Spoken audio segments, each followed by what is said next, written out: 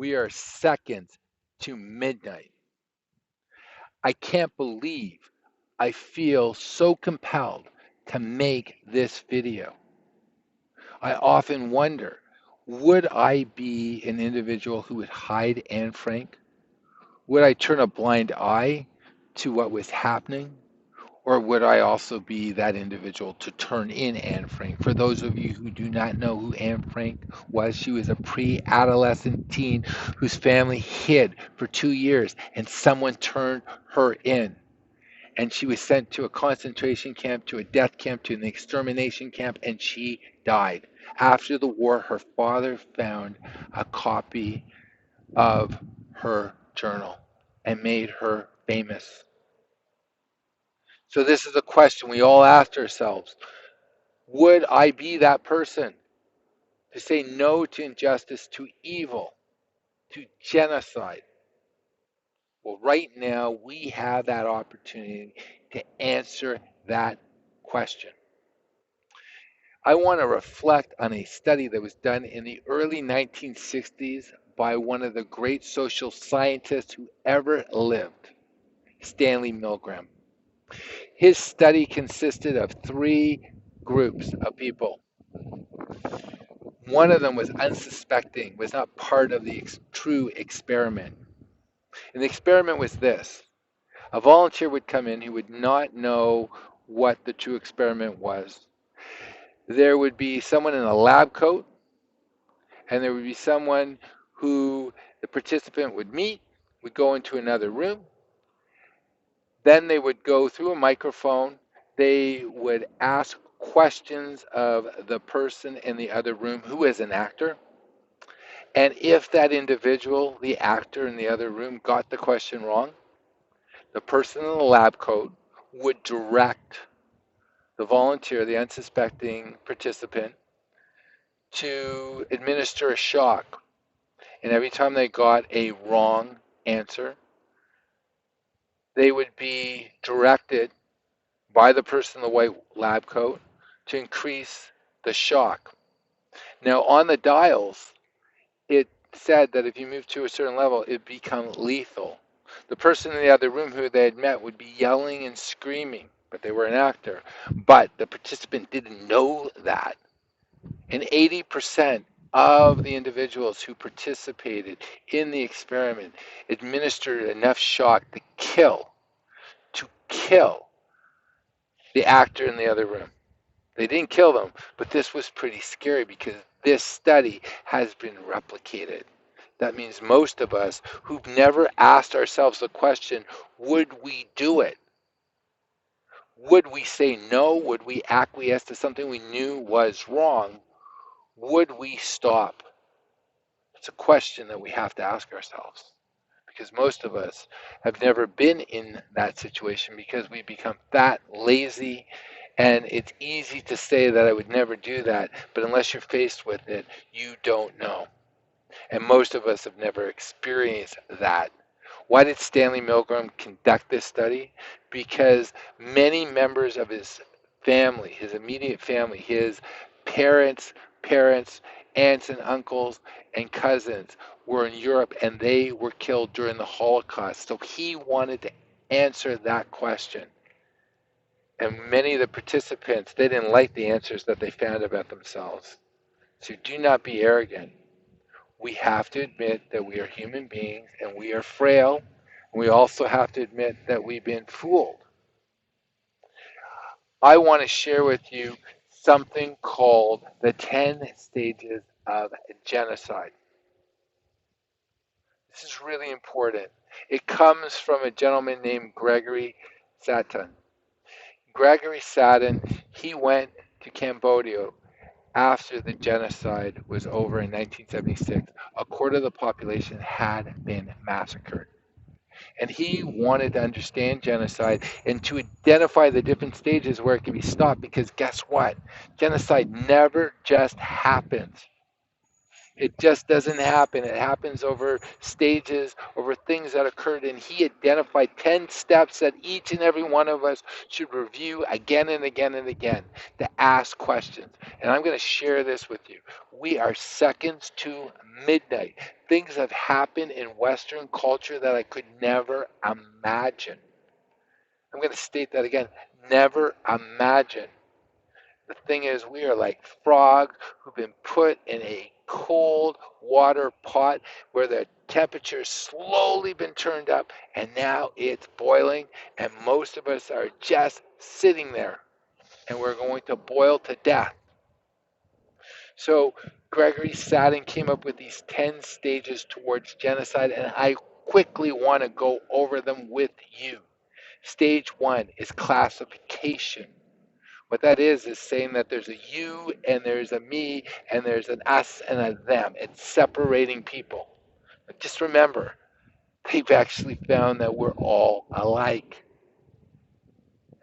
But someone wants us to identify whether I have long toenails or whether I have short toenails. It's going to be part of the alphabet person. We are all the same. It is a mental construct. But there's a classification. The difference between people are not respected at that point. There's a division of us and them, and that's terrible, which can be carried out using stereotypes, excluding people who are perceived as different. Think about what's happened in the last 18 months.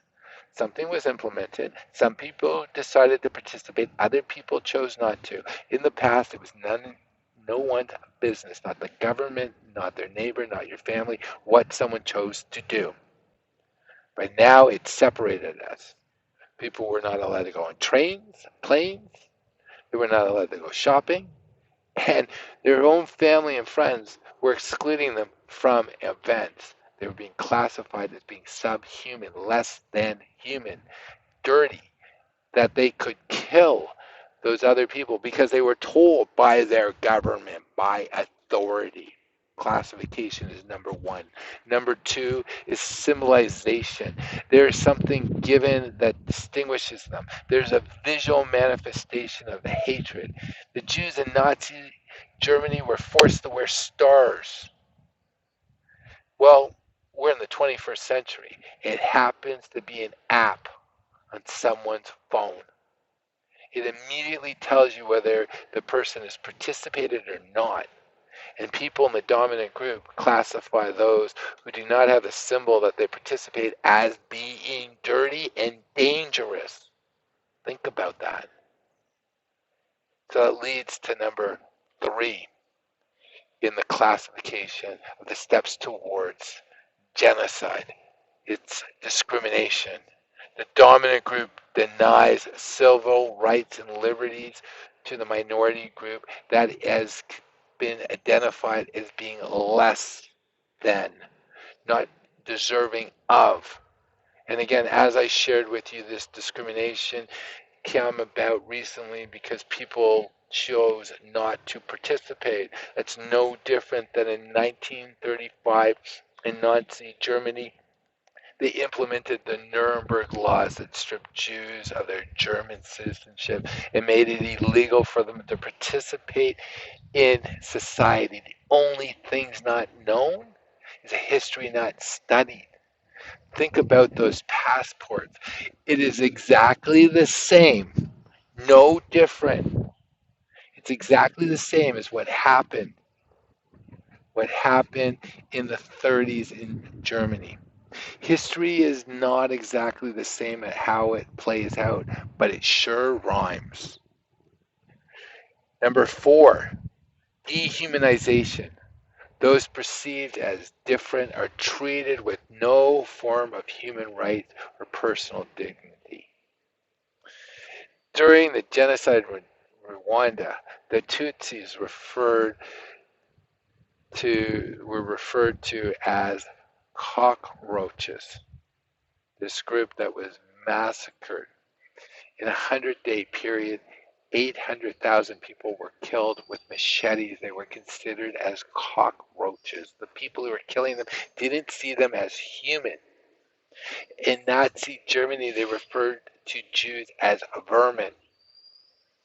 In 2021, people who chose not to participate were considered dirty. They were going to pass on a disease to you. They were someone to be scared of. So you have dehumanization. Number 5, nothing just happens. Stupid people think things just happen. Doesn't come together that easy. There's organization. That's number 5. Genocides are always planned. Regimes of hatred often train those who carry out the destruction of the other people. Guess what? Ordinary people were taught to turn other people away. They were trained by their government. These apps just came about overnight. And then they just happen to be connected to the UN. How does that happen? It doesn't just happen. Are you a fool? This was planned. And guess what? Criminals, psychopaths, they like telling you. If you go and start looking at documentation going back to the 50s, you'll find it. The Club of Rome talks about human beings being vermin, useless eaters. Who? The CDC, the Rockefeller Foundation, John Hopkins, they all talk about how there's too many of us.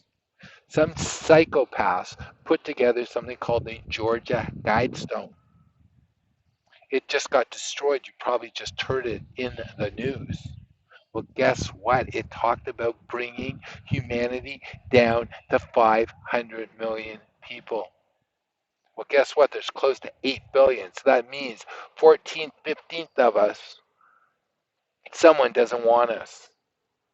If you listen to the World Economic Forum, they want to build back better. Build back better means not having you. You own nothing and be happy. What does that mean? Who gets to decide? Who are these people? Think about that. This concerns me. And that leads to number 6, polarization. Propaganda begins to be spread about the hate group. This is how we polarize. The Nazis used newspapers. Now we use the internet. There happens to be bills being passed that are controlling people asking questions. The only way that humanity advances is we question. And if I can't question, if I'm not allowed to ask a question, if I'm censored, if I'm silenced, that is controlling the most important thing, my ability to think thought. Thought. So there's polarization. Preparation is number 7. The perpetrators plan the genocide. They often use euphemisms like the Nazis did, which is called the final solution. Right now they use build back better. You own nothing and be happy. Or you have certain people who just come out and say it, that there's just too many of us. Listen. Because guess what? If you don't listen, it's at your own peril. Don't think that you are going to be part of the in group. The odds are you're not. There was a famous minister after the war who lived during the Second World War in Germany. And he ended up being in a concentration camp. And for us, it's fortunate he lived because what he shared with us lives on with us. And it was an insight. The insight goes like this. First, they came for the trade unionists, and I was not a trade unionist, so I said nothing. Then they came from the socialists, and I was not a socialist, so I said nothing. Then they came for the Jews, and I was not a Jew, so I said nothing. Then they came for me, and there was no one left to speak for me. Now, the most important thing I think that comes out of the Bible is the golden rule. Do unto others as others would do unto you. The reason is we need to worry about our brother. We need to speak out. It's not that we're such great people. If we don't speak out for someone who has injustice being perpetrated on them, especially from our governments, we will end up having that turn on us. And more important, if you have children, think of your children, think of your grandchildren. What world do you want them to inherit from you? Will they even inherit a world? Because guess what? According to the Georgia Guidestones, which had just been destroyed, they want to get rid of 14/15 of us. They don't want us. They don't need us anymore. They're going to automate everything, and basically they want the remaining people to be serfs for them. Look at Prince Charles. Think about him. He flies on a jet, and he tells us we should sacrifice. If you looked at the World Economic Forum and you looked at all those private planes, and these people are complaining about carbon, carbon happens to be what we're made of. They don't like us. They don't like us. They tell us they do not like us. You think that this platform that you're watching this on is about business? Well, guess what? Business only happens if there's people. And if they don't need people, you won't have a business. So there's number 8, as I mentioned, persecution. We've identified the group. They've identified who they do not want. And they segregate them and they remove them and they do massacres. That's when it begins. So there's persecution. Number 9 is extermination. They now get rid of the undesirable group. And you know what the sad thing is? They completely turn these people participating, the average person, into zombies where they're no longer human beings. And millions, and I believe now billions, will be gone because good people fail to stand up and say, I will not acquiesce. Number 10 is denial. Denial. The perpetrators or later generations deny the existence of the crime. You know what the saddest thing is about Holocaust denying is? It's when you deny that the Holocaust happened, you are now setting it up for another Holocaust. But guess what? It might have started with the Jews, but it's not going to end with the Jews. Because today we are all Jews. We are. And many of you might be listening to this and saying, well, Peter, why can you even say that? How can you equate the Holocaust with what's happening now? I'm Jewish.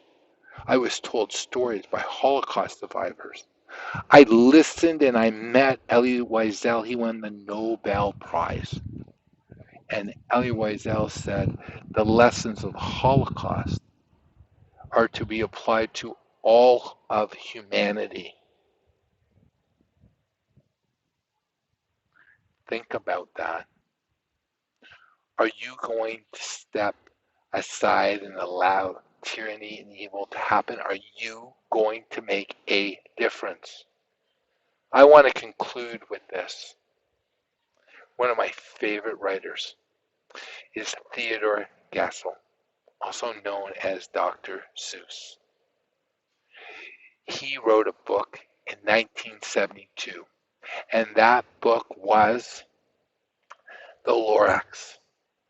And it shows how the planet's destroyed and environments are destroyed and everything. But there's a little boy who gives us hope.